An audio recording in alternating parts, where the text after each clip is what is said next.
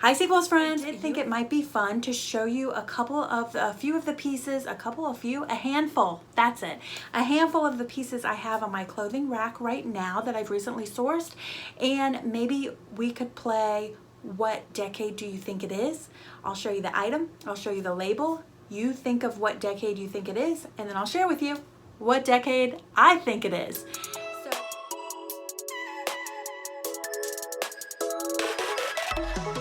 Check out this dress.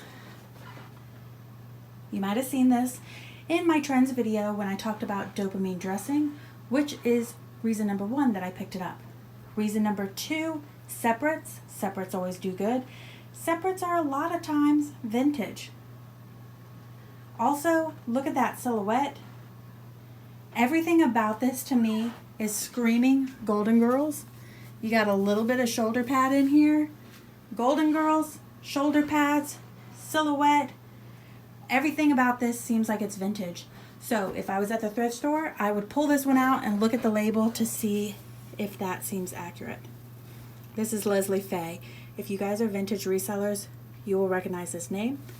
You will also recognize his name from the video you just watched, as this is not the only Leslie Faye that I've sold.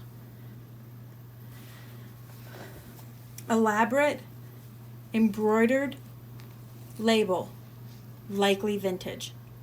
My question right now is, I suspect this is vintage, but is it the 80s or the 90s? As we said, there's a lot of crossover there.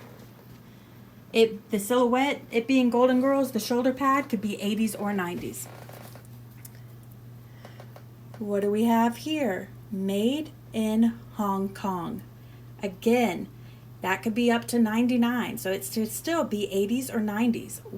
How would we decide? I would say that this is most likely a 90s piece, and the reason why I say that is because it has this loop label. These loopy labels seem to be more on 90s and newer, and you tend to find more paper on older. So I would guess that this is 90s. What do you think? Number 2, look at this beaut. She is gorgeous. She is very similar to the houndstooth that I'm wearing, but it is actually a gingham check. Sorry, you're going to hear squeaky floors and my camera in here because it is what it is. Everything about this silhouette made me think that it was something that I would wear in the 90s. Long, kind of a drop waist with the pleating, the mandarin collar, the frog closures, and the black and white check. To me, based on my memory, seems very 90s. Either way, it definitely seems vintage, and to me, the silhouette itself seems worth a pickup. You know that I talked about checks in my trend video, but let's look at the label. This is Miss Dorby. Again, Miss Dorby's like Leslie Faye. Once you sell some vintage, you'll recognize the brands. We have another elaborate label with a lot of detailing in the lettering, like embroidery. So definitely vintage. But what do we have here? A paper label. Yep, that's paper. Regular size 14. Rayon polyester mix. Made in El Salvador. You don't see I said Al. Made in El Salvador. You don't see that often.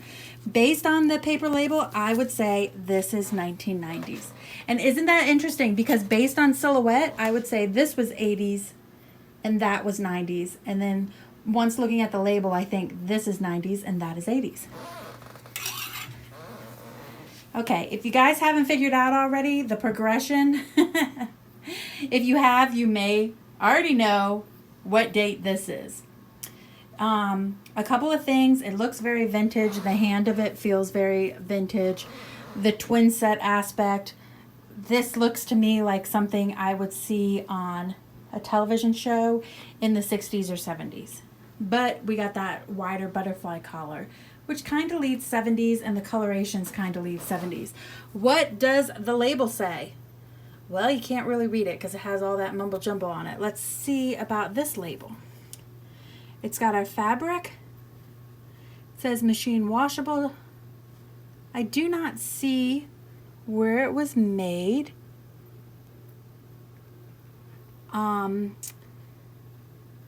I would say that this is most likely 70s. Now, we didn't talk about RN numbers.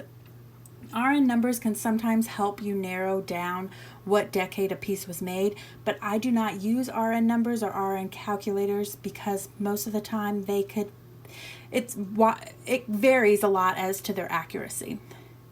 If you're interested in learning more about that, let me know and I could go into another video about it. But because I'm not 100% confident on this, everything about it makes it feel 70s. If I looked up that RN number and it said it was of the 70s, I would probably go ahead and that would make me feel like a little bit better. But even without that, I would still go ahead and say that's 70s. The fact that it doesn't have a country of origin on it makes me wonder if it's the USA, and therefore it's likely pre-80s. And last one, again, if you're clued into the progression, 90s, 80s, 70s, what do you think this one is? This is a men's pajama set, and you can tell here that it is in a golden yellow with a paisley print. Everything about this to me thinks that it's 70s or 60s. Look at the label. Definitely vintage. Lots of embroidery, lots of writing. But look, it's double color. That makes me think it's even older because you don't see as much color in the labels in the 80s. But this label is fancier than that last label we saw. So that's kind of confusing. That's all the information we get in an RN number. So again, you can look up that RN number, but you won't know definitively. What did I do to date this? You could do it at Google Lens, but I don't find that Google Lens works very well for me. So what I actually did was went to Google, typed in Archdale men's pajamas, and then looked to see if any of them had this exact label, and all of them that did were dated in the 60s. So I dated that one in the 60s. So what do you guys think? Are my dates, do you feel like they're accurate? Would you, if you don't, leave me a comment below as to what date you think it is and why.